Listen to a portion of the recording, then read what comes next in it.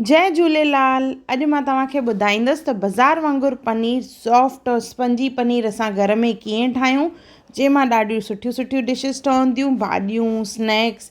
पर पनीर जॾहिं सॉफ्ट और सुठो हूंदो आहे त भाॼियूं बि ॾाढी बढ़िया ठहंदी आहे। त बिल्कुलु आसान तरीक़े सां मां तव्हांखे ॿुधाईंदसि त पनीर घर में कीअं ठाहिजे बाज़ार वांगुरु। जय झूलेलाल दोस्तों, मां मुस्कान आहूजा और तव्हांजो स्वागत आहे मुंहिंजे चैनल हुनर मुस्कान का सिंधी ते। अचो त रेसिपी शुरू कयूं था। पनीर ठाहिण जे लाइ असां गांइ या मेह जो खीर यानी काओ या बफेलो मिल्क ॿई इस्तेमालु करे सघंदा आहियूं। पर बफेलो मिल्क मां यानी मेह जे खीर मां जेको पनीर ठहंदो आहे उहो ॾाढो बढ़िया और सॉफ्ट ठहंदो आहे। मां हिते 2 लीटर बफेलो मिल्क खयों आहे और हिकु बाउल खयों आहे, जंहिंखे मां हिकु कॉटन जे कपिड़े सां ढके रखियो आहे हिन तरह। और इहो कपिड़ो जेको आहे हल्को सो आलो, जंहिंखे असां सिंधीअ में चवंदा आहियूं आड्रोको आहे। और हिकु बाउल में मां खयों आहे थधो पाणी। इहे तयारियूं असांखे बिल्कुलु करे रखणियूं आहिनि। उन खां पोइ असां खीर खे बॉइल कंदासीं। खीर जीअं बॉइल थी वेंदो उन खां पोइ असां हिन में विझंदासीं विनेगर, जंहिंखे सिंधीअ में चइबो आहे सुरखो, जेको असां चाइनीज़ भाॼियुनि लाइ इस्तेमालु कंदा आहियूं। 3 चमचनि जे क़रीब असांखे इहो विझणो आहे।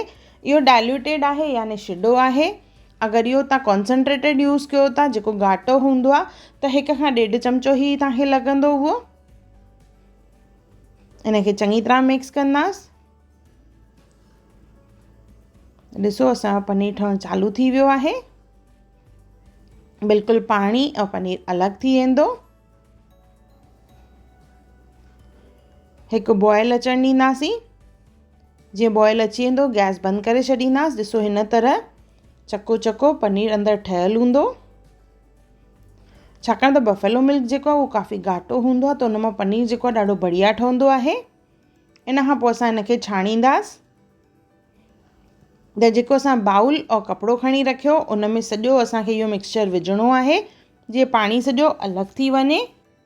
इन कपिड़े खे असां खणंदासीं मथे आणे और बाउल खे साइड करे छॾींदासीं। हिकु प्लेट जो इस्तेमालु कंदासीं, जीअं एक्स्ट्रा पाणी जेको आहे उन प्लेट में किरे।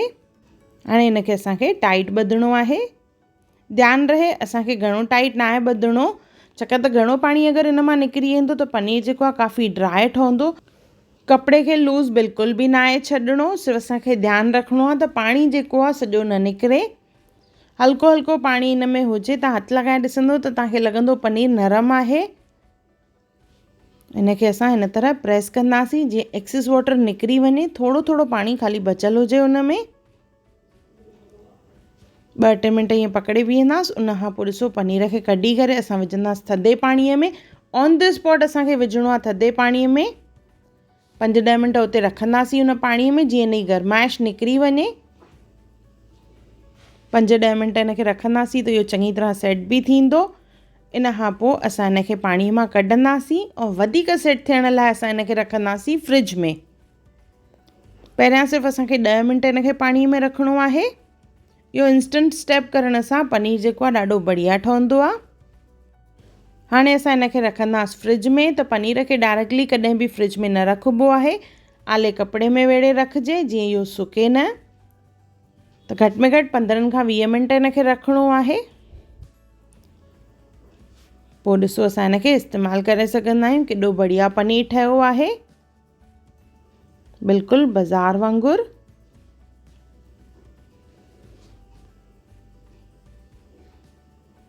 बिल्कुलु सॉफ्ट और स्पंजी।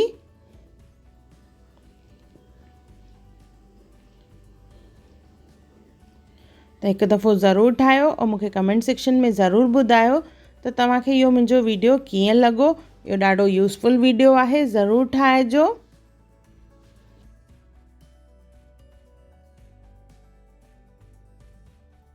अगरि तव्हां मुंहिंजे चैनल खे सब्सक्राइब न कयो हुजे त ज़रूरु सब्सक्राइब कजो।